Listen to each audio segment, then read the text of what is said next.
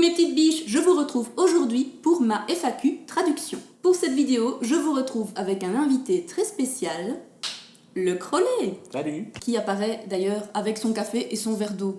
Ouais. Il a des pouvoirs magiques, mon petit Crollet. Oui. Petit mot d'explication quand même avant de commencer la vidéo. Ça fait déjà plusieurs semaines qu'on vous l'avait promise, cette vidéo, mais on attendait d'avoir ceci. On a voulu acheter un micro pour avoir une meilleure qualité d'enregistrement et faire ça un peu en mode posé, interview, n'est-ce pas? Je vais interviewer Monsieur le Crollet. Et sans plus tarder, je pense qu'on va commencer avec les questions parce qu'on en a quand même quelques-unes. Ouais. On a eu plusieurs fois les mêmes questions qui sont revenues, notamment Manuela, Camille et Vintage avec un X qui nous ont demandé quelle était la différence entre traducteur et interprète. Très bonne question. Tout d'abord, tous les deux, on est diplômés en interprétation, mais on travaille comme traducteur. Alors, c'est pas du tout la même chose. Un traducteur, il traduit des documents écrits. Donc, on va recevoir un texte en anglais et on va le traduire en français. On a un document dans une langue étrangère et quasiment tout le temps, on va traduire vers notre langue maternelle. Ouais. On traduit rarement en mode retour, comme on dit, parce qu'on n'est pas bilingue. Il y en a qui sont bilingues. Hein. On a une amie notamment, Rema, qui elle a le retour anglais-espagnol ou français-espagnol. Non, français-espagnol. Français-espagnol, mais elle est bilingue. Nous, on n'est pas bilingue, oui. donc... Ça, c'est un point qui est intéressant, on reviendra dessus peut-être plus tard, sur ce qu'est être bilingue, en fait, ce que ça veut dire vraiment. Parce qu'il y a beaucoup de gens qui disent « Ah ben moi, je parle très bien anglais, je suis bilingue ». En fait, non. Ouais. Donc, oui. La traduction, c'est ça, c'est traduire un document d'une langue vers une autre. Et l'interprétation, c'est traduire un discours. Le mode d'interprétation le plus courant, c'est l'interprétation simultanée. Donc ça veut dire que ça se fait en direct. Là, vous êtes dans une cabine en général qui est isolée en fait. Vous avez une vue sur la salle, sur l'orateur. Et vous allez écouter cette personne grâce à un casque et vous allez rendre son discours dans votre langue maternelle. Et le public qui est dans la salle et qui ne comprend pas la langue de l'orateur, eh bien, elle va écouter votre traduction avec un casque. Donc ça, c'est votre interprétation. Oui, votre interprétation, oui. Ou votre traduction orale. Oui, mais bon, c'est vrai que quand on explique, les gens vont peut-être être perturbés si tu leur dis traduction. C'est vrai. Donc, mais ça, c'est vraiment les deux, comment dire, la traduction de base et l'interprétation de base, mais après, il y a des sous-catégories, on pourrait dire. Oui, si on veut, mais ça reste les deux modes de travail les plus fréquents. Après, en interprétation, il y a l'interprétation consécutive qui, là, consiste à prendre le discours de la personne qui est en train de parler en note et on la laisse terminer son discours et puis on interprète son discours par la suite dans notre langue maternelle. Voilà, on fait un deuxième discours. C'est un mode d'interprétation qui n'est pas vraiment privilégié dans la mesure où forcément ça rallonge le temps de la réunion vu qu'à chaque fois il y a deux discours plutôt qu'un. C'est souvent utilisé quand, par exemple pour des conférences de presse, lors de certains petits débats après une présentation. Voilà, parce que... Quand il n'y a pas spécialement de cabine ou de, de matériel. Parfois par nécessité, parce qu'on ne peut pas faire autrement. Ou parfois, par exemple, quand vous avez deux présidents qui se rencontrent devant les caméras, par exemple, il n'est pas rare que ça se fasse en interprétation consécutive. Donc ils viennent chacun avec un interprète et l'interprète prend le discours de la personne d'en face en note et puis il va interpréter ça. Mais bon, je dirais que le mode le plus fréquent, c'est l'interprétation simultanée en cabine. Et pour revenir sur la différence fondamentale, bon, vous avez bien compris que c'est pas la même chose, mais c'est vraiment deux exercices différents. C'est-à-dire que c'est complémentaire, c'est proche dans le sens où ça consiste à faire la même chose, c'est-à-dire faire passer un message d'une langue A vers une langue B. Mais après, tous les mécanismes qui sont nécessaires à la traduction et les réflexes aussi, la façon de travailler, elle n'est pas du tout la même en traduction qu'en interprétation. Bon, on peut peut-être expliquer vite fait les mécanismes, justement. Enfin, pas spécialement les mécanismes, mais par exemple, pour la traduction, je dirais que comme on a plus le temps, comme on peut se documenter, comme on peut aller consulter tous les ouvrages qu'on veut, entre guillemets, même si on a des deadlines, comme on dit, c'est-à-dire une date butoir à laquelle on doit rendre notre travail. On a le temps d'aller consulter, voir s'il y a déjà eu des documents traduits, éventuellement demander à un collègue si on travaille dans un bureau comme toi. Et voilà, tandis qu'en interprétation, quand on est en cabine et qu'on fait de la simultanée, c'est tout de suite. Et donc, s'il y a une information que vous n'avez pas, en fait, faut réussir à un petit peu l'interprétation, c'est toujours un exercice qui est assez impressionnant à regarder et à écouter. Parce que vraiment, c'est difficile d'écouter quelqu'un parler, de comprendre ce que cette personne dit, et puis de parler en même temps et de continuer à écouter, voilà, de comprendre. C'est vraiment un exercice très, très difficile. Ouais.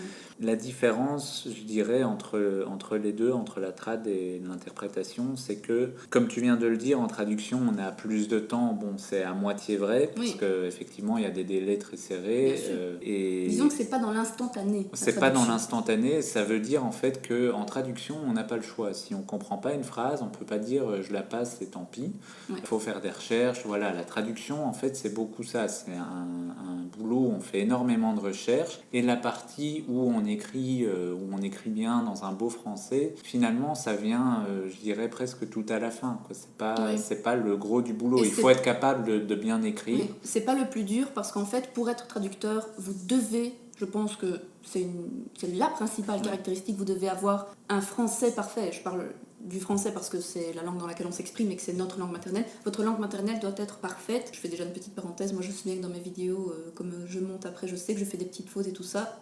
Évidemment, on n'est pas des dieux. Hein. Oui, non, mais tout le monde est humain. Mais en traduction, comme vous avez le temps de vous relire, de corriger vos fautes, de regarder les trucs de grammaire et tout ça, ça doit être naturel en fait. Et donc, comme Mathieu dit, la recherche, c'est le plus gros du travail et la composition en français de la phrase, ça doit venir naturellement. Oui, ça doit venir naturellement. Si on a déjà des difficultés à s'exprimer, ça va poser problème. Ouais. Et c'est d'ailleurs pour ceux d'entre vous celles d'entre vous qui peut-être se destinent à la traduction ou à l'interprétation, il faut savoir que la plus grosse difficulté, c'est celle-là, c'est de maîtriser sa langue maternelle. Ça paraît bête à dire parce que on parle tous français et donc voilà, on pense qu'on parle très bien, mais il n'est pas rare qu'on fasse des erreurs, qu'on emploie certains termes qui sont en fait propres à une région et qui seront incompréhensibles pour quelqu'un d'une autre région. Ou des anglicismes. Oui, ou des anglicismes. Enfin voilà, on a, comme c'est notre langue maternelle, en fait, on part avec un handicap, c'est-à-dire qu'on a beaucoup de certitudes. Et puis, quand on étudie un peu la langue, on se rend compte qu'il y a beaucoup de choses qu'on ignorait jusque-là. Et voilà. Et donc, contrairement à ce qu'on pourrait croire, si vous voulez apprendre des langues étrangères, ce sera, à mon avis, rarement la difficulté principale que vous aurez. Après, bien sûr, si vous apprenez le chinois, c'est une langue extrêmement difficile, par exemple. Il y en a énormément qui sont difficiles, et toutes les langues en fait sont difficiles. Je veux dire, l'espagnol, pour nous, voilà, pour répondre à une autre question, on nous a demandé quelles étaient nos langues de travail. Quelles étaient nos langues de travail. Nous, on a l'anglais et l'espagnol et un peu d'italien vraiment en langue passive. L'espagnol, voilà, c'est proche du français, donc on peut se dire ça va, quoi. C'est pas ce qu'il y a de plus dur. Effectivement, c'est pas ce qu'il y a de plus dur à apprendre. En revanche, à traduire, c'est pas évident parce que comme c'est proche du français, on va avoir beaucoup plus de mal à prendre du recul en fait par rapport au texte original ou au discours original. Et l'ennui avec l'espagnol, par exemple, c'est qu'il y a très peu de ponctuation et qu'ils font des phrases kilométriques, ce qu'on fait pas du tout en français. Sur un texte, quand je traduis l'espagnol, il n'est pas rare que j'ai une phrase qui fasse 10 lignes. Ouais, c'est vrai. Si je traduis littéralement en français, ça voudra rien dire. Et pourtant, traduire de l'espagnol, c'est encore différent de l'interpréter. De l'interpréter, mais ça reste difficile, contrairement à ce qu'on pourrait croire. J'ai beaucoup plus de mal à traduire de l'espagnol que de l'anglais. Ouais, moi aussi. L'anglais est beaucoup plus simple et beaucoup plus straight to the point, justement, peut-être. L'anglais, il a aussi cette particularité où il est plus implicite, c'est une langue beaucoup plus implicite. Et le français, c'est une langue cartésienne, carrée et explicite. Et donc parfois, les Anglais, ils vont faire une phrase de 6 mots et en français, on va être obligé de faire une phrase de 20 mots et on va être obligé d'aller un peu plus loin, quoi, d'expliquer un peu plus, parce que sinon, en français, on va dire, si on traduit exactement comme c'est dit en anglais, on va nous dire ta phrase, elle veut rien dire, ou pour dire ça, tu peux te taire. Ouais, c'est vrai. Nos langues de travail, anglais, espagnol, les deux langues les plus connues, on va dire peut-être. Et les plus répandues, oui, et qu'on nous a conseillé quand on a commencé nos études. Maintenant, je ne sais pas si c'est une question qu'on nous a posée, je pense pas, mais si tu devais conseiller des langues, toi qui es un peu dans les institutions, même si c'est pas européenne. Alors, si je devais conseiller des langues, je dirais avant tout de prendre des langues qui vous intéressent et qui vous plaisent. Une langue avec laquelle vous avez une certaine affinité. Si le russe, par exemple, vous intéresse absolument pas, honnêtement, ne le faites pas, parce que c'est une langue aussi qui est extrêmement difficile à apprendre apprendre. Et puis, il faut être attiré par la culture de la langue aussi. Ça, c'est aussi un point sur lequel on reviendra. Mais si déjà à la base, la culture de cette langue-là vous intéresse pas plus que ça, vous allez avoir énormément de mal à vous investir dans l'apprentissage de cette langue. Parce qu'on n'apprend pas que la langue, on apprend tout ce qu'il y a autour. Donc ça, ce serait vraiment mon premier conseil. Après, l'anglais, ça reste, je pense, un incontournable à l'heure actuelle. De toute façon, je pense que c'est toujours bon de l'étudier, et même si on pense déjà bien l'avoir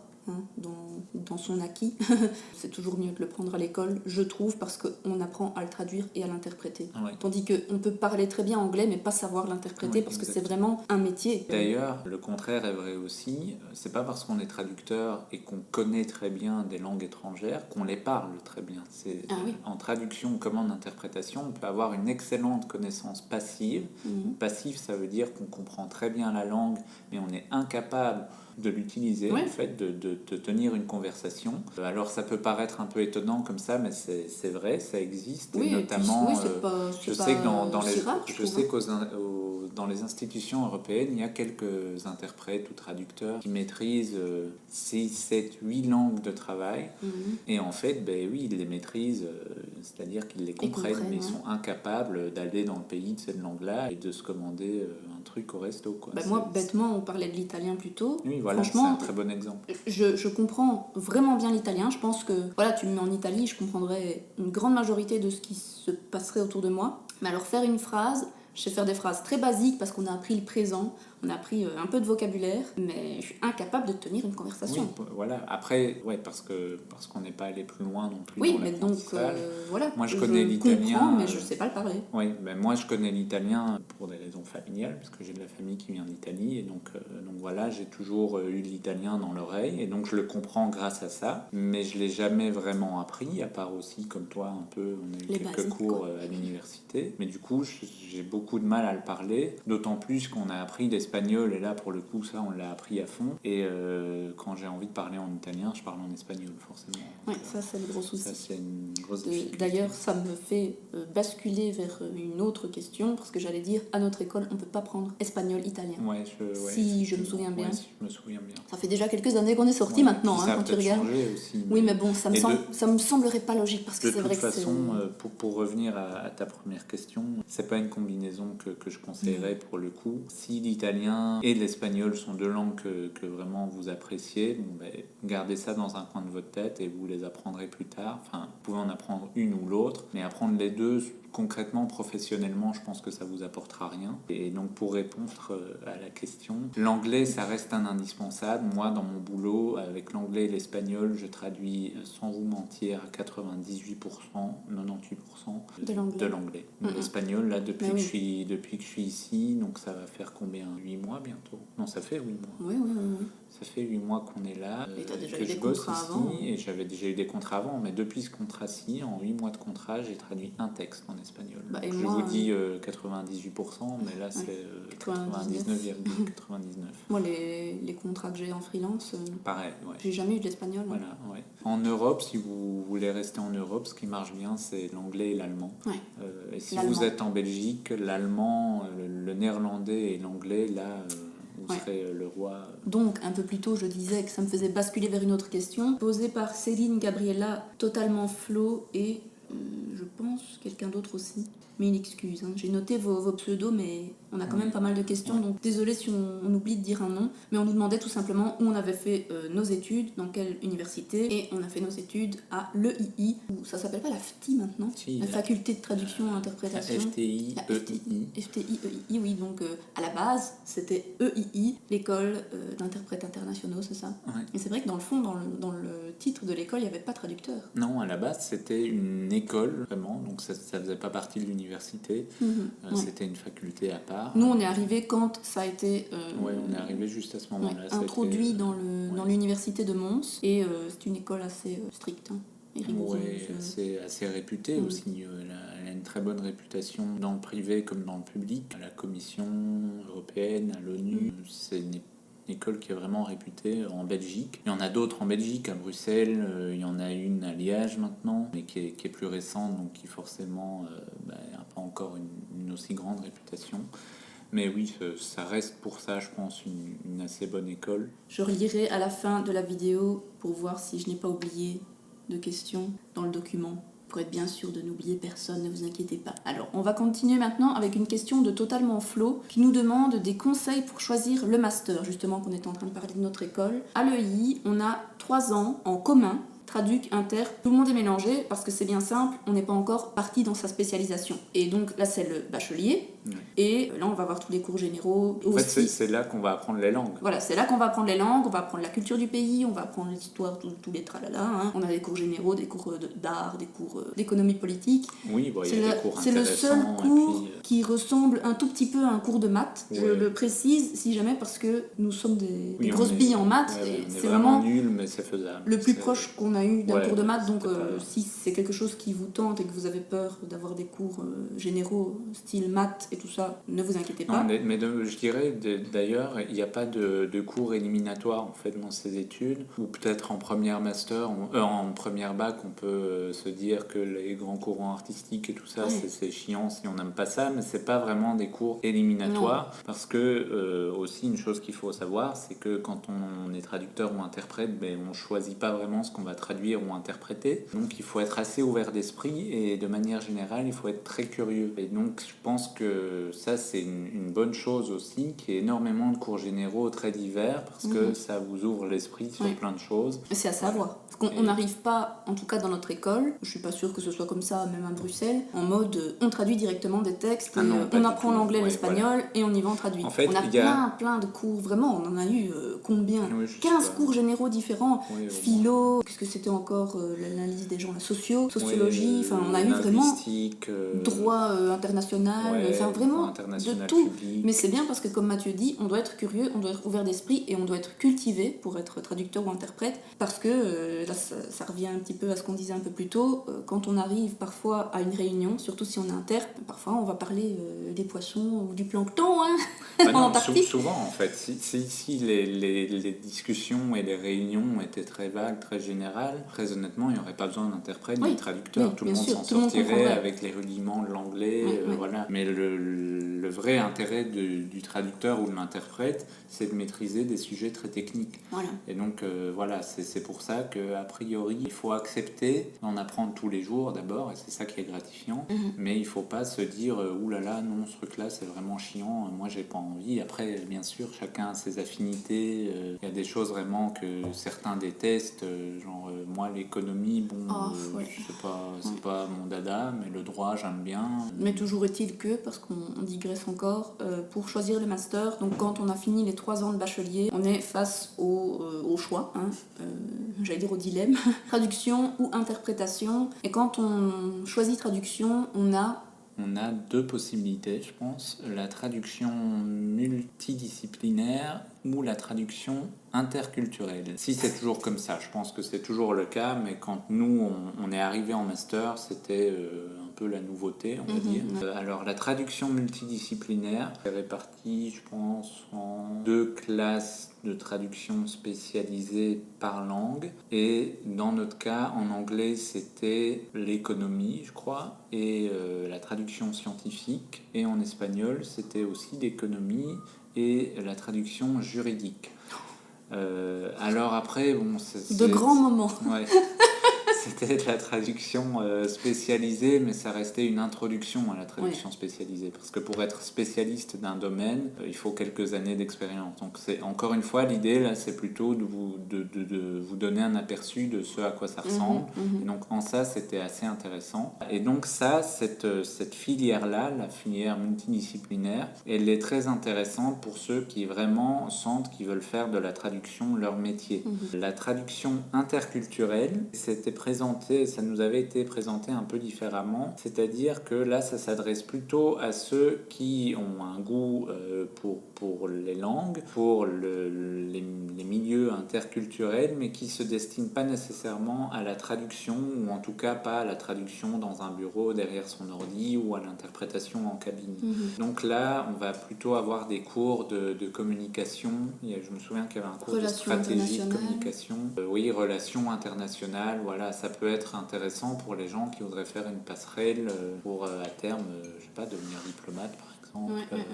Voilà. Mais c'est parce que bon, c'est des études longues, hein, c'est 5 ans. Et il peut arriver qu'en milieu de parcours, vous vous disiez finalement la traduction, ça me dit plus grand-chose, ou je me rends compte que ça m'intéresse pas. Il y a toujours cette filière-là qui est possible, sans devoir tout abandonner ou sans vous diriger vers d'autres études. On a beaucoup de copains d'ailleurs qui se sont dirigés vers ça et qui font autre chose maintenant. Ah oui, tout à fait, dans la traduction. Mais leur parcours leur a quand même été utile professionnellement. Et l'autre chose, c'est que à la fin de votre master, quelle que soit la filière que vous ayez choisie, vous aurez un diplôme de traducteur. Ce sera précisé, traducteur en filière multidisciplinaire ou interculturelle, mais ce sera un diplôme de traducteur quand même. Et si vous faites l'interprétation, bien sûr, vous aurez un diplôme d'interprète. De conférence même. De conférence, oui. Attention. De toute façon, il faut savoir que pour être traducteur en Belgique, c'est peut-être en train de changer, mais je pense pas que ce soit fait. Pour exercer comme traducteur sur le marché privé, à titre indépendant, vous n'avez pas besoin de diplôme. Voilà, on répond à la question de Crash Ulysse, comme ça. Quel diplôme faut-il ? C'est une profession qui n'est pas protégée. Qui n'est pas protégée,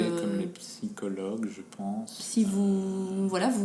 mais c'est peut-être en train de changer. Peut-être ? Ah, ça je ne sais pas. Maintenant, nous, on n'est plus là, donc je m'y intéresse plus trop, très honnêtement. Mais mais notre copine, la Rema, qui est bilingue déjà, elle aurait très bien pu s'installer en tant que traductrice sans... Oui, il y a des gens qui le font. Ah oui, bien sûr. Après bon, c'est pas parce qu'on est bilingue qu'on est bon traducteur. Non, bien sûr. Moi, je pense que c'est important d'avoir un diplôme parce que la traduction, c'est un métier comme n'importe quel autre métier. Alors bien sûr, faire une prise de sang, c'est pas compliqué. On regarde une vidéo YouTube, il y a peut-être moyen, mais peut-être pas. La traduction, c'est un peu pareil. Il y a peut-être moyen, mais peut-être pas. Mais voilà, pour ceux qui se demandent, il n'y a pas besoin de diplôme. Mais si jamais, il faut un diplôme... Enfin, le diplôme que vous aurez, c'est traducteur ou interprète, mais il ne faut pas de diplôme pour la traduction. Pour l'interprétation, c'est une autre paire de manches. Je pense, du moins. Oui, je pense qu'ils sont un peu plus... Ouais. C'est un autre monde, disons. C'est vrai. Pour terminer sur le master, à l'EI en tout cas, ce qu'ils proposent, c'est un double master en première année de master. On vous donne la possibilité de suivre à la fois les cours de traduction et d'interprétation. Nous, c'est ce qu'on a fait. L'intérêt, c'est soit si vous vous tâtez encore et vous savez pas trop vers quoi vous voulez vous diriger, mais l'idée à la base, la raison pour laquelle ce système a été créé, c'était que l'interprétation, c'était assez difficile et il y avait beaucoup de gens qui réussissaient leur première année mais qui échouaient en deuxième année et qui se retrouvaient au bout de 5, 6, 7 années d'études sans diplôme parce qu'ils n'arrivaient pas à passer la deuxième master en interprétation. Et donc l'idée, c'est si vous réussissez votre première année de master dans les deux filières et qu'après vous vous dirigez vers l'interprétation et que ça se passe mal, vous pouvez refaire une année en traduction. Vous ne devez pas refaire 2 ans. Oui, en master 2. On ne doit pas reprendre au début, on va dire, les masters. Ouais. Et je pense même maintenant qu'il y a la possibilité de faire les 2 masters, donc d'avoir 2 diplômes, c'est-à-dire que vous faites votre première année de master dans les 2 filières, puis vous choisissez traduction ou interprétation, et puis quand vous avez fini votre deuxième master, vous pouvez faire une deuxième master dans l'autre filière. Et comme ça, vous vous retrouvez avec 2 diplômes, ce qui n'a pas beaucoup d'intérêt. Voilà. Enfin, ça a de l'intérêt si vous voulez absolument faire l'interprétation et que vous avez uniquement un diplôme de traducteur. Oui. Dans ce sens-là, ce sera sans doute intéressant. Oui. Dans l'autre sens, pas. Et on en est la preuve que nous, on a un diplôme d'interprète et qu'on... On n'a jamais travaillé en tant qu'interprète. Voilà. Si, un petit peu, mais pas... Oui, mais bon, c'est pas notre métier. Oui, c'est pas notre métier principal, c'est pas notre activité. On continue dans la partie école, si je peux dire, avec Manuela qui demande si... je suis partie, mais on est parti en Erasmus pendant les études. Alors oui, nous sommes partis tous les 2 au même endroit. Il faut savoir qu'on s'est rencontrés à l'école. Hein. On a été mis dans la même classe en première bac. On ne s'est plus quittés depuis. Oh, ça c'est vrai en plus. On a toujours été ensemble. On a fait toutes nos études ensemble et on a eu la chance. Fût-ce de la chance, je ne sais pas. On ne le saura jamais si... Je ne sais pas si c'était la main... de Dieu ou des profs. Oui, voilà, c'est ça. On ne sait pas, en fait, parce qu'on n'a jamais exposé notre relation. On était tout à fait correct, on n'était pas en mode bisous, donc c'est pas qu'on se bécotait en classe ni rien, c'est pas qu'on faisait les petits amoureux, ni donc... Tous les profs ne savaient pas qu'on était ensemble. Voilà, c'est ça. D'ailleurs, tu te souviens, Madame Desmond, qui avait dit « Je ne savais pas que vous étiez ensemble !» Enfin, soit, tout ça pour dire que oui, on n'exposait pas notre relation, donc on savait pas si les profs savaient pas, et on s'en fichait. Mais on avait demandé exactement les mêmes destinations, il fallait qu'on choisisse 3 destinations. Ouais. Genre, le top du top, celle où vous voulez aller, et puis ensuite 2 autres, un peu de secours au cas où. Et on a été pris tous les deux dans la même unif. Donc c'était à Aranjuez, au CES Felipe II, qui est une antenne de la Universidad Complutense de Madrid. Donc ça se trouve à 50 km en dessous de Madrid. Km au sud de Madrid. Donc pour faire plus vite, on dit souvent qu'on a été à Madrid en Erasmus. Voilà, Et dans la périphérie. oui, c'est ça, c'est vraiment les suburbs de Madrid. On a vraiment apprécié, on est resté 6 mois. On a vraiment passé un très chouette Erasmus. On a fait de belles rencontres, des copains qu'on a encore maintenant, alors qu'on est 6 ans après. Ouais. Donc super chouette. Et d'ailleurs, je sais pas si t'allais dire pareil, mais moi je vous conseille, si vous avez l'occasion de pouvoir partir en Erasmus, de le faire. Il y avait des raisons pour lesquelles les gens n'étaient pas... étaient excusés d'Erasmus. Oui, tu vois, genre si t'étais marié, si t'avais quelqu'un de ta famille qui était malade. Si vous avez des enfants. Voilà. Et alors il y avait moyen de faire un stage en Belgique. En Belgique, ouais. Mais honnêtement, je sais que nous on a été privilégiés parce qu'on est partis en couple. Tu vois, si on était partis 6 mois chacun de notre côté, on l'aurait peut-être pas vécu de la même manière. Ouais, donc, et je sais que c'est pas facile. Mais franchement, les gars, l'Erasmus, c'est une expérience incroyable. Vous allez vivre quelque chose que vous ne vivrez plus jamais. Je sais pas en fait, enfin peut-être, mais le truc c'est que moi je me suis toujours dit l'intérêt d'apprendre les langues avant tout, avant de parler même de traduction, c'est de voyager. Mais oui. Donc les gens, je pense, qui se dirigent vers ça ont le goût du voyage. Nous on l'avait déjà tous les deux, même avant l'Erasmus. Donc voilà, effectivement, si ça vous ennuie déjà de partir en Erasmus, reposez-vous des questions et demandez-vous si c'est vraiment ça que vous voulez faire. Après, voilà, il peut y avoir effectivement, comme tu l'as dit, des contraintes personnelles qui font que c'est juste pas possible. Mais si vous dites non, moi l'Erasmus, aller voir des gens dans un autre pays, ça m'intéresse pas, quelque part, c'est que vous n'êtes peut-être pas suffisamment ouvert d'esprit pour apprendre d'autres langues, ou en tout cas pour être prêt à travailler avec d'autres langues. Voilà, parce que ce boulot-là va forcément vous amener à rencontrer des gens d'autres cultures. Donc voilà, et je dis pas du tout ça comme une critique. Non, moi je disais plutôt ça dans le sens parce qu'il y a des gens, attention, le français, comme ça sur cette chaîne, vous savez bien, dans le sens où certaines personnes vont avoir peur, vont pas oser, vont avoir peur d'être loin de leurs copains, copines pendant plusieurs mois. De surmonter mais ça. Quand je dis que vous vivrez plus jamais quelque chose comme ça, certes vous pourrez voyager, vous pouvez voir le monde. Nous on a fait quelques voyages quand même après notre Erasmus, mais se retrouver en tant qu'étudiant, c'est-à-dire sans trop de responsabilités, avec quand même peut-être une aide financière de l'État ou de vos parents ou n'importe quoi, avec quand même pas non plus des heures de cours. Ça dépend où, mais je veux dire, c'est différent. Une autre école, des autres copains, des fiestas, ça je vous le souhaite. Je veux dire, c'est une occasion unique, c'est une expérience unique. Que ce soit à Bangor, en Italie, en Espagne ou même en fait, ce serait une expérience unique si vous en faites une expérience unique. C'est-à-dire que si vous y allez en traînant des pieds, les gens vont pas venir vous chercher. Parce qu'il y a des gens qui vont en Erasmus et qui restent dans leur chambre. Oui, voilà. Et nous, très honnêtement, tout ce que tu viens de dire, tu as raison. Je vous conseillerais juste d'en profiter effectivement à fond, mais d'aller au cours, etc. Parce qu'il y a aussi les gens qui vont en Erasmus juste faire la fête, qui aimeraient bien aller en Erasmus à Ibiza. Bon, très bien, mais vous allez rien apprendre. Nous, on a eu la chance, comme tu l'as dit, de se faire une belle bande de potes là-bas, et c'est comme ça qu'on a vraiment appris à parler espagnol. C'est là que vraiment, quand on n'a pas le choix.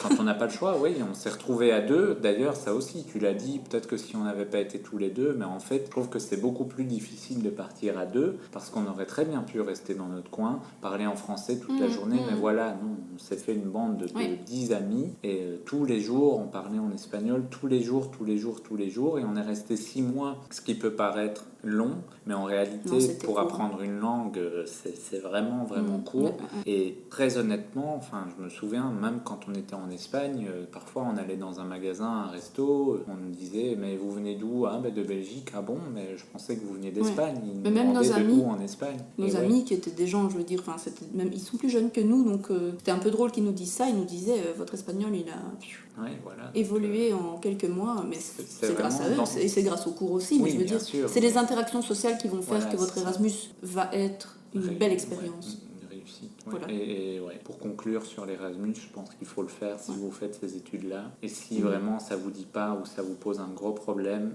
prenez le temps de vous remettre en question aussi et de vous dire peut-être que finalement je suis pas fait pour ça. Parce que ça fait peut-être chier d'être déjà en 2e ou 3e année et de se dire finalement ça m'intéresse pas, mais vaut mieux se le dire à ce moment-là, c'est quand même des choix de vie importants. Et il n'y a pas de mal à se rediriger vers un autre métier, même si vous êtes déjà en bac 3 et à la fin de l'année. C'est mieux de finir des études à 27 ans, mais dans un truc qui vous plaise, que de finir vos études à 23 ans, et puis de vous dire, finalement, j'aurais préféré faire autre chose, ou j'aime pas, ou voilà. Oui, ça peut être un bon baromètre, t'as raison, j'y avais jamais pensé, cette histoire d'ouverture d'esprit et d'avoir envie de s'ouvrir aux autres cultures, mais c'est vrai, pensez-y, mais si vous avez l'occasion de faire un Erasmus, foncez. Faites-le, en cœur. On va continuer avec une autre question de Manuela qui nous demande quels métiers sont à notre portée, du coup, quand on fait ces études-là.